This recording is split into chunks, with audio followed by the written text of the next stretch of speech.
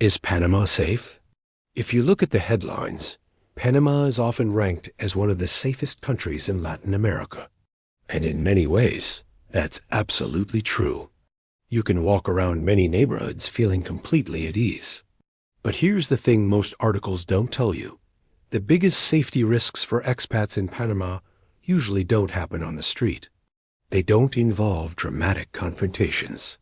Instead, they happen quietly, digitally, and often through simple misunderstandings. So today, let's have a real conversation about safety in Panama. We'll talk about what makes it feel so secure, what parts of that feeling are misunderstood, and what you, as an expat, should actually be preparing for to protect yourself, your money, and your peace of mind. So why does Panama feel so safe to begin with? There are a few very good reasons. First, the economy is one of the most stable in the region. It's built on a foundation of global trade, finance, and the famous Panama Canal. This economic stability creates a sense of predictability that you don't always find elsewhere. A huge part of this is the dollarized system. Panama has used the US dollar as its official currency for over a century. For expats, especially from North America, this is a massive comfort. There are no complicated exchange rates to worry about day to day. Your money just works. Then, there's the strong expat presence. You're never truly alone in Panama. There are established communities of foreigners in Panama City, Coronado, Baqué, and beyond. This means you'll find familiar brands, international schools, and services that cater specifically to expats. The banking and service sectors also feel familiar. You'll see names you recognize, and the process of opening an account or getting a phone plan can seem straightforward at first glance.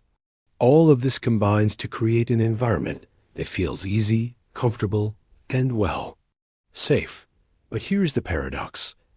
Because Panama feels so easy, many expats let their guard down. They assume everything works just like it does back home. And that's precisely where the problems begin. That feeling of comfort can become a vulnerability. So let's dive into the common safety issues that expats actually face, the ones that aren't about street crime, but are far more prevalent. First up, digital and financial scams. These are incredibly common and often very sophisticated. They prey on the fact that you're new and trying to get things done. You'll encounter people who present themselves as fake lawyers, helpers, or fixers. They promise to expedite your visa application, your driver's license, or your business registration for a fee. They sound professional. They might even have a website, but they're just there to take your money and disappear. A huge red flag is the WhatsApp payment request. Someone you've only communicated with online, maybe a supposed real estate agent or a fixer, asks you to send them a deposit or a fee directly through a simple payment app. This is a massive risk because there's no paper trail, no contract, and no recourse if they don't deliver. Another area is banking confusion during onboarding. When you first open a bank account, you're navigating new paperwork and new processes. Scammers know this. They might send phishing emails that look like they're from your new bank, asking for your login details to complete your account setup.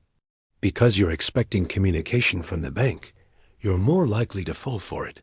The second major issue is over-trusting informal advice. When you move to a new country, where's the first place you go for information?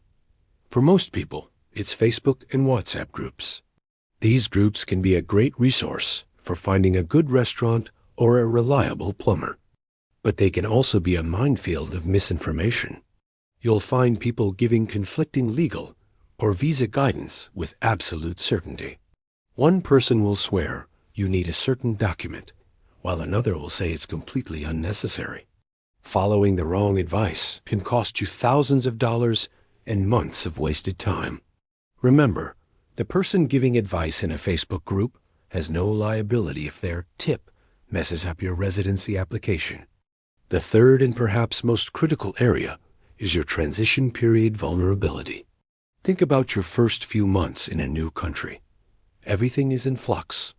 You're getting a new SIM card, which means your phone number is new and not yet secured with all your accounts. You're opening new bank accounts, dealing with temporary passwords and new online platforms. You might be in temporary housing, like an Airbnb, which might not have the most secure Wi-Fi. This entire period is a window of opportunity for those looking to take advantage. We've found that most of the non-violent safety issues expats face happen in the first 90 days. It's when you are at your most disoriented and most trusting. You just want to get things settled, and that urgency makes you a prime target. So, how do locals navigate this landscape so effectively? What do Panamanians do differently that keeps them safe from these kinds of problems? It really comes down to a different mindset.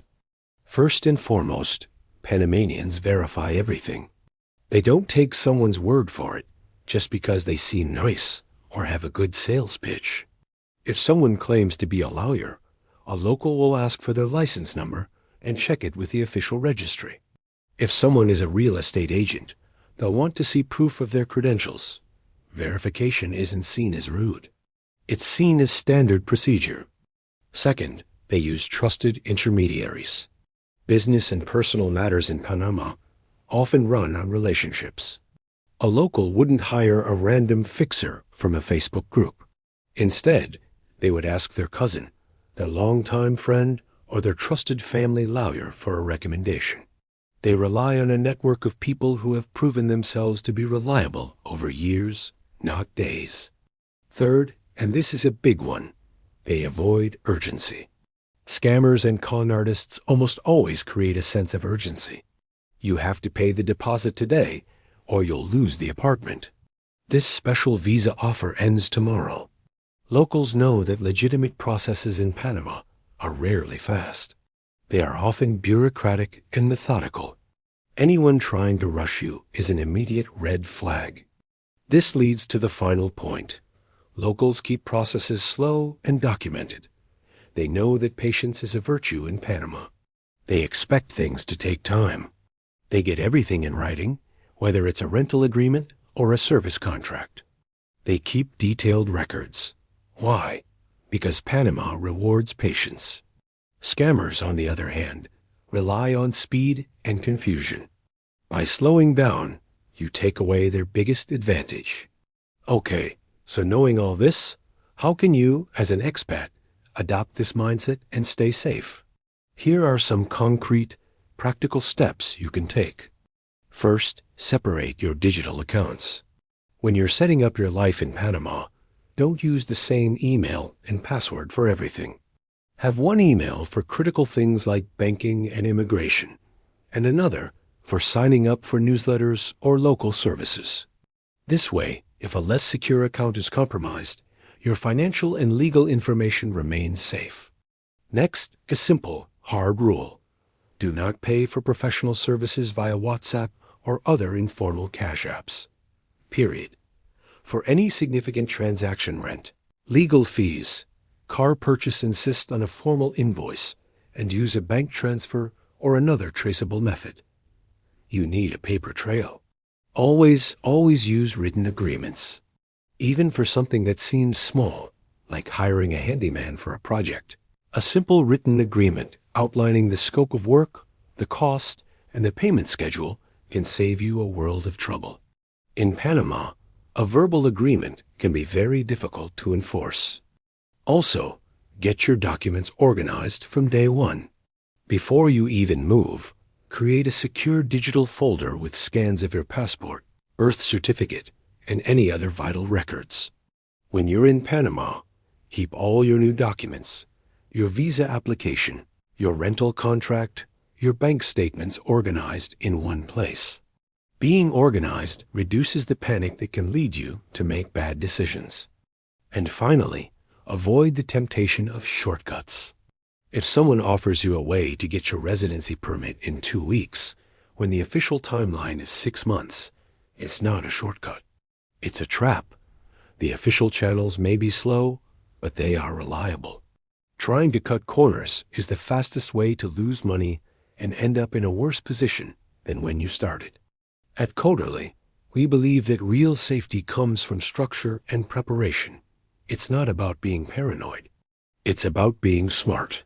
The challenges of moving abroad are exactly why we're building tools to help expats organize their services, documents, and emergency information in one secure place.